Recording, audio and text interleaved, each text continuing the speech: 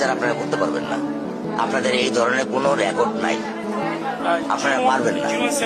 আমার মেয়েও ফিরে আসবে না, আপনারা বিচার করতে পারবেন? হ্যাঁ রামিসার বাবা, আমরা হয়তো আর রামিসাকে ফেরত দিতে পারবো না, কিন্তু হ্যাঁ আপনার মেয়ে রেপিস্টের বিচারে বাংলাদেশে ঠিকই হবে। তার জন্য আমরা রোস্টাররা যতটুকু করতে পারি অতটুকু করে দেবো আমরা। এটা আমাদের কিসের বাংলাদেশ ভাই, যেখানে নিজের কোনো স্বাধীনতা নাই? এটা কেমন বাংলাদেশ ভাই, যেখানে চাকরি করতে গেলেও ঘুষ দেওয়া লাগে? এই বাংলাদেশে নতুন দোকান উঠতে গেলেও চাঁদা দেওয়া লাগে। তাহলে এটা কেমন বাংলাদেশ হলো, যে বাংলাদেশে আমাদের মা বোনরা সুরক্ষিত না? আজকে হয়তো বা রামিসার রেপটা আপনাদের চোখে পড়লো, কিন্তু আনাচে কোনাচে অনেক মেয়েরাই ধর্ষণের শিকার হয়েছে, তাও আবার 4 বছরের শিশু। এই 9 দিনে প্রায় 4 থেকে 5 জনের মতো শিশু ধর্ষণ হয়েছে। কি করতেছে আমাদের দেশের সরকার? কিছুই করতেছে না। যদি কোন রেপিস্টে পাবলিক প্লেসে বসে মারা যাইতো তাহলে হয়তো ভাই রেপিস্টরা রেপ করার সাহস পাইতো না। কিন্তু আমাদের দেশের আইন ব্যবস্থা অতটা পরিমাণ ভালো নয়। ঠিক আসামি ধরা পড়ে, রেপ করার পর ঠিকই আসামি ধরা পড়ে, থানায় নিয়ে যায়, ঠিক 3 থেকে 4 মাস পর আবার তারা বের হয়ে যায়। এই জায়গায় রামিসার বাবা নিজেই বলতেছে আপনারা কি করবেন, আপনারা এতদিন কি করছেন? পারছিলেন কোন রেপিস্টের সাজা দিতে? হ্যাঁ আপনারা কিছুই করতে পারেন না। আমরা পুরুষ জাত হয়ে আসলে লজ্জিত এইসব খানকির পোলাদের জন্য। এই যে আপনারা দেখতে পারেন এই যে রেপ করে যারা, তারা কিন্তু আসলে ভালো ফ্যামিলি থেকে উঠে আসে না। এদের আসলে জন্ম পতিতালয় থেকে 12 বেটা চোদা খেয়ে যে ছেলেটা জন্ম নিয়েছে হেডে হচ্ছে এই রেপিস্ট। হ্যাঁ ভাই আমি জানি এই ভিডিওটা আমি গাইডলাইন খামু, আমি যেসব কথা বলতেছি এইসব কথা অনেক মানুষ নিতেও পারবে না। কোনোদিন একটা মানুষকে আমি সরি ছাড়া তর্ক করি নাই ভাইজান। তা আমার এই 8 বছরের মাসুম একটা বাচ্চা কি অপরাধ?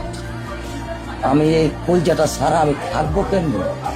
হ্যাঁ হতে পারে আমাদের সাথে হয়তো বা কোনো আইনের মানুষের সাথে কানেক্ট নাই, কিন্তু আমরা চাই আপনার মেয়ের ধর্ষণকারীর বিচার সেটা হতে হবে পাবলিক প্লেসের ভিতরে। যেদিন যেন রেপিস্টে সাজা দেওয়া হবে তার আগে থাকতে যেন অ্যানাউন্স করে দেওয়া হয় প্রত্যেকটা টিভি চ্যানেলে। ওই জায়গায় যেন সব মানুষ যেতে পারে, সব মানুষ দেখতে পারে জন্য যে রামিসের রেপিস্টের সাজা দেওয়া হচ্ছে। আচ্ছা ভাই ওরে দেখলে কি মনে হয় ও ভাজা মাছ উল্টেই খেতে পারে? কিন্তু এই খানকির পোলায় কত বড় একটা নিকৃষ্ট মানুষ, 8 বছরের একটা মেয়েটা ধর্ষণ করে তারপর গলা কেটে হত্যা করে ফেলাইছে। আসলে ভাই আমি যদি খানকি কই ভাই তাহলে পাড়ার খানকিগুলো অসম্মান হবে। যেই গালিগুলো ওরে দিম সেই গালিগুলো অপমান হয়ে যাবে। এছাড়া কিছু কওয়ার মতো নাই আমার। আমি চিন্তা করি শুধু এই কথাটা ভাই, ওর বাসায় নাকি একটা বউ আছে ভাই। তোর সেক্টর এতই মন চাই তোর বউটার লোক করতে, তুই হয়তো তোর আজকে বাচ্চা নেই, তোর বাচ্চা হলে বাচ্চারা হয়তো বা তোর বাচ্চার মতনই হবে। যদি খানকির বলাই ঠিক টাইমে বাচ্চা নেই তাহলে বাচ্চাটা তোর বাচ্চার মতনই হতো। তুই কি করলি? একটা মেয়ের ধর্ষণ করে তারপর গলা কেটে হত্যা করে ফেলাইলি। হয়তো বা তোর বিচার হবে না এই বাংলায়, আজ পর্যন্ত কোনো রেপিস্টের বিচার হয় না এই বাংলায়। ঠিকই ধরে নিতে আছে কিন্তু কাজ হবে কি? তোর বিচারটা হবে না। যদি হয় তোর বিচার তাহলে মনে করো বাংলাদেশ বাংলাদেশের মতনই আছে। যত এই বাংলাদেশটা সোনার বাংলাদেশ করে নাম দিতে হই বাবা। আমাদের বাংলাদেশের প্রধানমন্ত্রী দৃষ্টি আকর্ষণ করে বলতেছি আমি, হয়তো এই রেপিস্টের নিজে সাজা দেবেন তাও আর পাবলিক প্লেসে নয়তো জনগণ হাতে তুলে দেন, জনগণ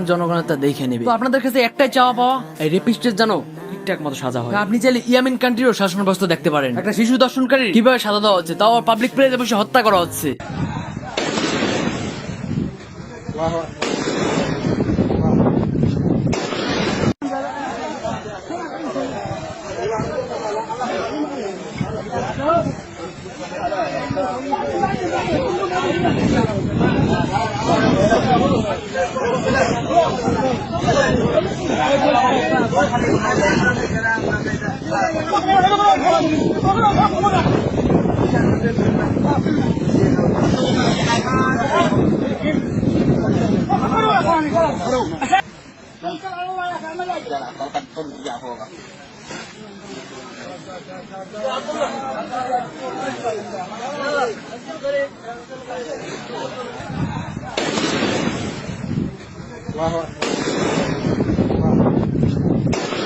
তো চাইলে আপনি এভাবেও করতে পারেন, তাহলে আশা করি এই রেপিস্টটা দমন হয়ে যাবে। হ্যাঁ আমাদের বাংলাদেশের শাসন ব্যবস্থার উপর একটাই কথা, রেপিস্টদের যেন ঠিকঠাক মতো সাজা হয়।